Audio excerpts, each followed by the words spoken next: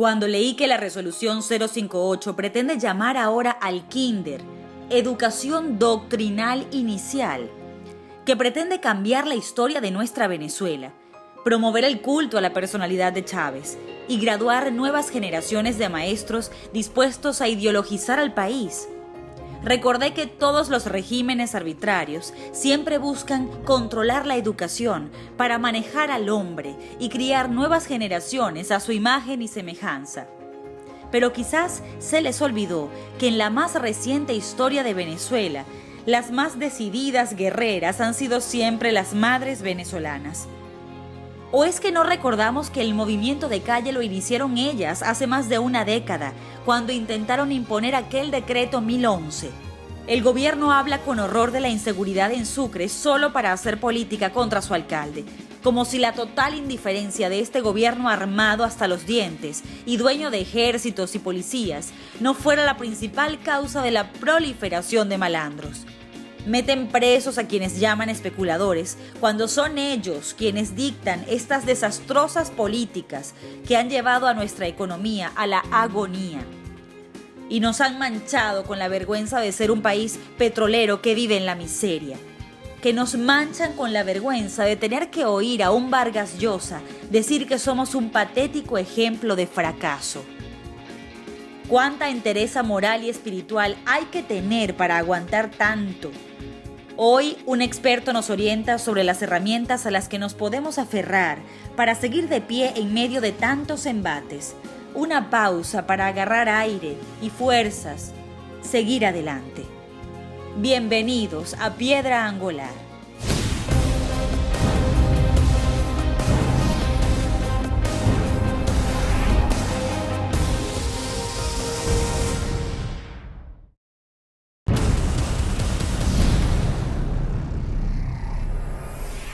Entiendo que la fundación que usted dirige se dedica a estudiar la salud mental y la calidad de vida de los ciudadanos de este país. Uno siente que carecemos de ambas. ¿Cuál sería su evaluación, su diagnóstico?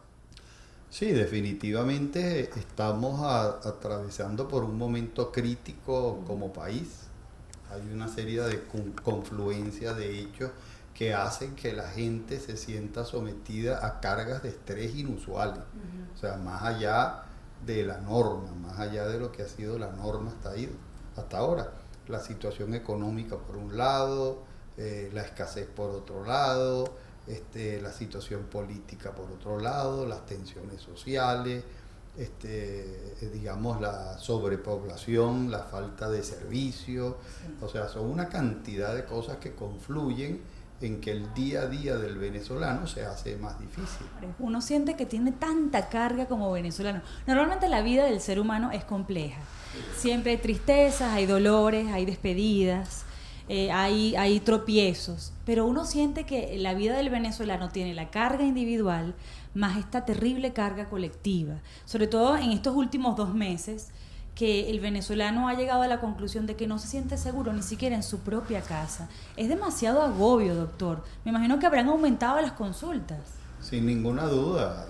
Todos los psiquiatras sabemos que la demanda de servicios psiquiátricos ha aumentado una barbaridad. Y no solamente de servicios psiquiátricos, porque acuérdate que la mente y el cuerpo son una sola cosa. Servicios médicos, porque la gente se enferma más de problemas de salud física. Porque lo somatiza, ¿no? Somatiza la tensión, el estrés, es hace a la persona más vulnerable para que aparezcan sus susceptibilidades, sus vulnerabilidades, hace que aparezcan problemas. El que sufre de la tensión tiende a subir la tensión, el que sufre del azúcar a lo mejor se le descompensa la glicemia, etcétera, etcétera. De tal manera que es un compendio de cosas que hace que haya una necesidad de demandar más servicios de salud en el momento más crítico de los servicios de salud, porque ese es otro problema. Si la gente tiene una emergencia, va a un hospital, no encuentra insumos, no hay medicina, va a la farmacia, no hay medicina, ¿entiendes? Va a una clínica privada y tiene que hacer 3 horas para entrar en una emergencia, y una vez que entra en la emergencia a lo mejor hay que hacer un examen y no hay el reactivo del laboratorio. O sea, estamos viviendo momento de una crisis social importante. Pero doctor, yo sé que es un diagnóstico muy rudo, ¿no? Pero quizás muy drástico, pero ¿es esta una sociedad enferma? Y le hago esta pregunta porque uno ve en la calle no solo la actuación de algunos cuerpos de seguridad que uno siente que es excesiva, uno a veces se pregunta, pero ¿de verdad serán venezolanos?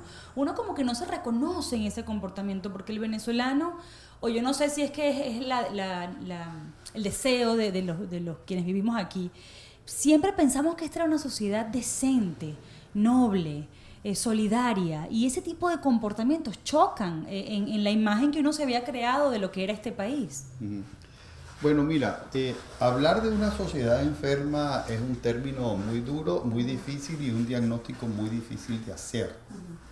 Yo sí diría lo siguiente, estamos en presencia de una situación crítica que aumenta notablemente los niveles de estrés y hace que la gente se sienta peor. Pero también estamos frente a la siguiente circunstancia. El venezolano siempre ha sido un ser humano con enorme resiliencia, o sea, enorme capacidad de asimilar problemas. Y los seres humanos buscamos las maneras de poder lidiar con las circunstancias.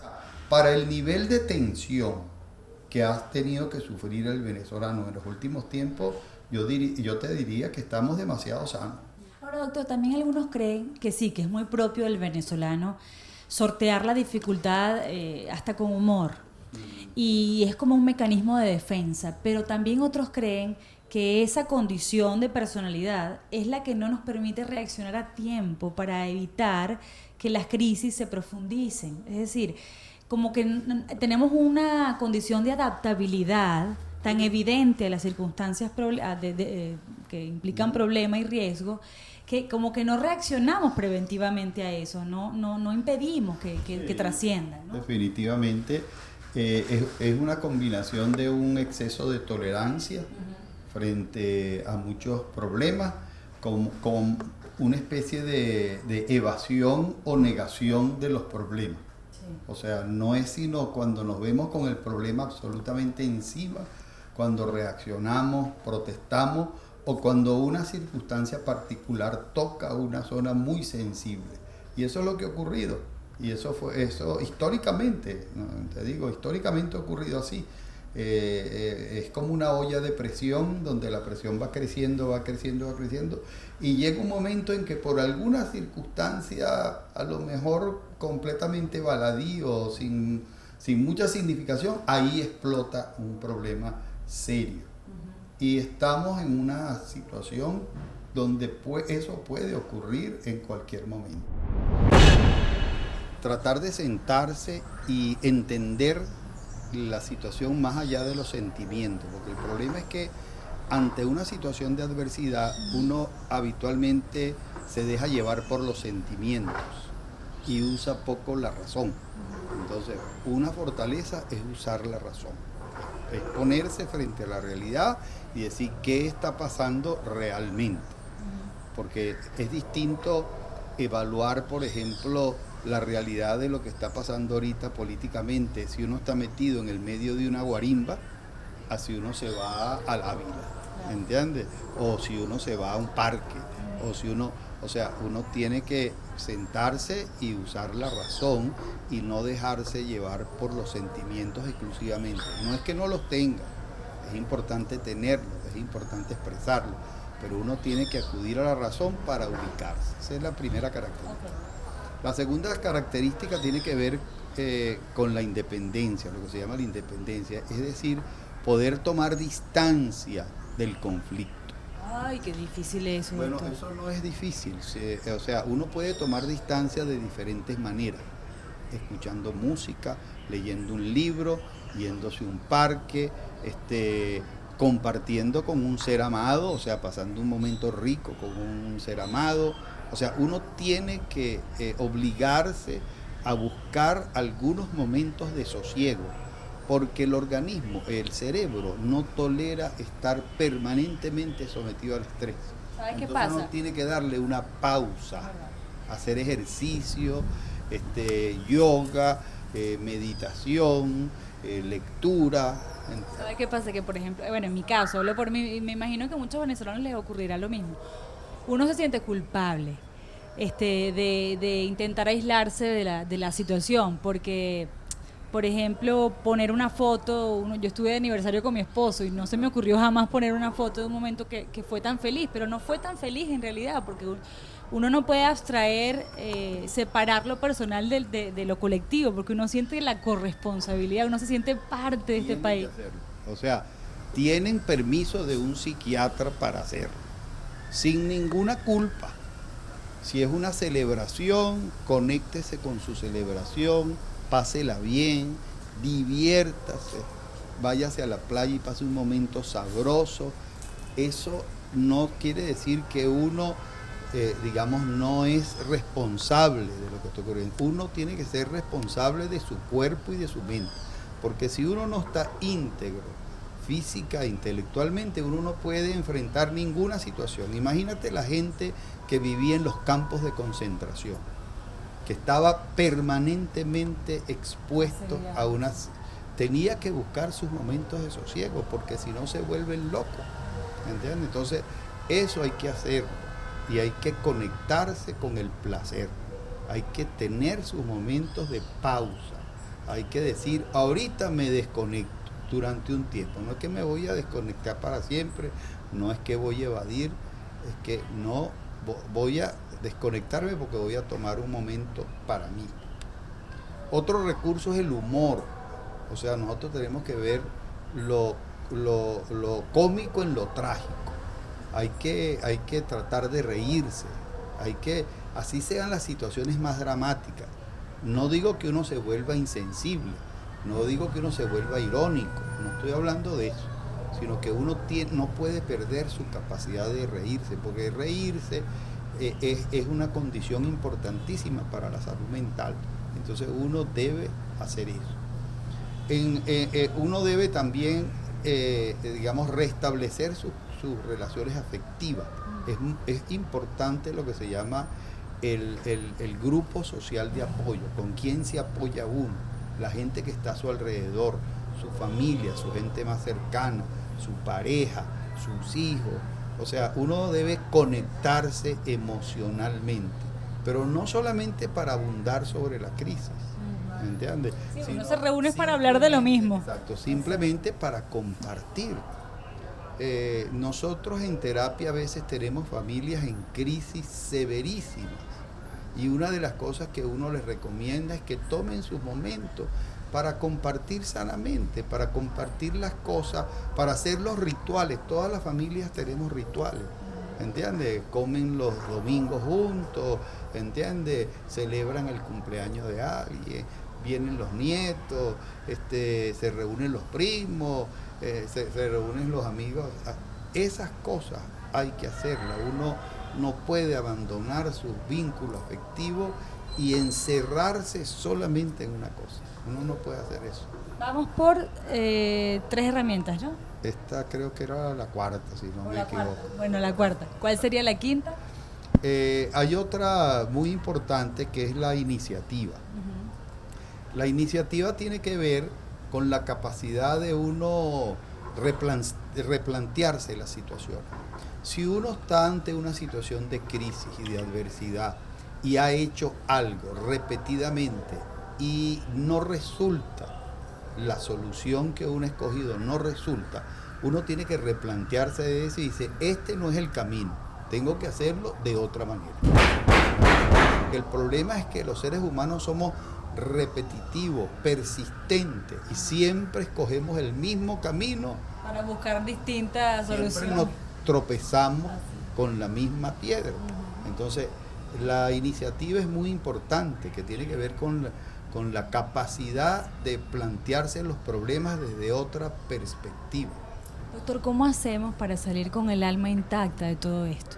Porque uno siente que por la reacción violenta de distintos sectores o de ciertos sectores, hay mucho resentimiento, un resentimiento que ya estaba dentro de nuestra sociedad y que sirvió para que algunos lo explotaran durante mucho tiempo, pero que ahora ese resentimiento siento que ha invadido los corazones de quizás los dos polos, ¿no? hay mucho de resentimiento, se entiende la justicia a veces como venganza, hay saña y desprecio por la vida, se le ve al adversario como enemigo y no como adversario. ¿Cómo hacemos para redefinir esos conceptos que en toda sociedad hacen que la convivencia sea posible? Mira, en medio de estas situaciones tan difíciles, yo debo decirte que yo soy muy optimista, porque creo mucho en el recurso colectivo. Desafortunadamente, en situaciones de crisis, digamos, lo más llamativo es la radicalización. Los sectores radicales de cualquier circunstancia bipolar, como la que nosotros vivimos, donde hay dos polos, los sectores radicales son los que dominan la escena. La recomendación más grande que yo le hago a la sociedad es la moderación. El grueso de la población, del sector que sea, lo que quiere es paz, lo que quiere es tranquilidad, lo que quiere es solución de problemas concretos, y eso es lo que da la apertura para el diálogo. Vamos a aliarnos a través de nuestros problemas comunes, vamos a sentarnos a hablar y a buscarle solución a nuestros problemas comunes, no a pelear por lo que nos diferencia. Vamos a hablar en lo que nos acerca, en lo que nos parecemos, en lo que compartimos. Y entonces esa es la solución que nosotros tenemos que buscar en una sociedad como esta, que está dividida en pensamiento, y eso no tiene nada que ver. La polaridad siempre ha existido. En la misma Venezuela, recuerda los 40 años de la que llamaban la Cuarta República, no había una polaridad. Había Deco y había Copellano, y esa era una polaridad que se mantuvo. 90% de la gente se identificaba o con un lado o con el otro lado. Los antivalores son los que nos han llevado a esta situación radical. Usted me decía que hay dos herramientas fundamentales que nos faltaba por citar. Una es la moralidad y la otra es la espiritualidad. Sí. ¿A qué se refiere específicamente? Bueno, moralidad es eso que decías tú, o sea, tenemos que ir a los valores básicos. O sea, el respeto, la diferencia entre el bien y el mal, digamos, la solidaridad, el compañerismo. Esos son valores fundamentales del ser humano que el venezolano tiene. Nosotros tenemos que rescatar esos valores. Eso nos permite desarrollar fortaleza frente a momentos de adversidad. Eso se llama capacidad de asimilación. Yo puedo asimilar mejor algo mientras yo mantengo mis valores bien claros y bien definidos. Lo que pasa es que uno a veces siente que el mal ejemplo viene del poder. Y perdóneme la referencia, pero uno siente que en el discurso se habla de paz y se insulta. Se premia al que transgrede la ley, al que agrede al ciudadano. Es decir, es como un ejemplo de antivalores permanente. Entonces, somos nosotros, la población general, que tiene que darle la pauta a nuestros líderes, tiene que exigirle a nuestros líderes que se comporten a la altura de su situación. Cualquiera que sea su nivel, hay que exigir eso. Es como el servidor público que lo atiende a uno de mala manera. Uno tiene que darle la lección que es un servidor público y que uno tiene derecho como ser humano a ser bien tratado en un hospital, en un ministerio, en cualquier sitio que uno vaya. Si otros son el mal ejemplo, nosotros los ciudadanos debemos tratar de hacer lo correcto siempre.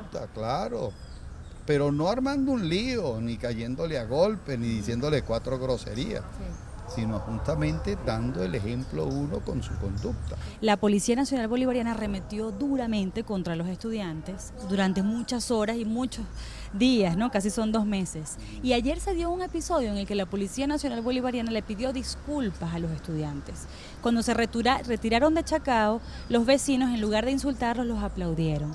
Entonces allí, yo no sé si es que uno a veces quiere, la ingenuidad o la necesidad de que este país se reconcilie es la que te hace pensar que esas son señales de que sí es posible. Sí es posible, ¿verdad? Totalmente.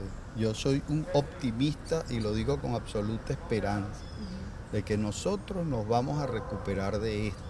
Yo he tenido un sueño recurrente últimamente, que es el sueño de un parto. Yo siento que estamos en el medio de un parto. El parto es una condición difícil, crítica, dolorosa, donde hay sangre, donde hay angustia, donde hay problemas, donde hay sufrimiento. Pero el final es un alumbramiento y en eso creo que estamos. Nosotros estamos en un proceso de alumbramiento. En Venezuela siguen matando a la gente por una moto, por un celular, por una prenda, por pensar distinto o porque les dio la gana. Los centros comerciales podrían desaparecer y nos convertimos en una isla en medio de un continente que demuestra prosperidad hasta en su nación más pequeña. La inflación en Venezuela de este mes representa el doble de la anterior. Las vitrinas de las tiendas son tan vacías y tristes como los anaqueles donde debería estar la comida. Todo a nuestro alrededor nos hace recordar con nostalgia, dolor, frustración, el país que fuimos, y nos habla de esta nueva nación quebrada que nos parece extraña, que no sentimos nuestra. Es como ver una película y caer en cuenta de que se trata de tu propia vida. Pero, ¿cuándo pasó esto?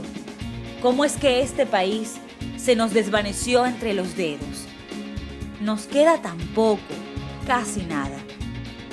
Pero quedamos nosotros. Hasta un próximo Piedra Angular.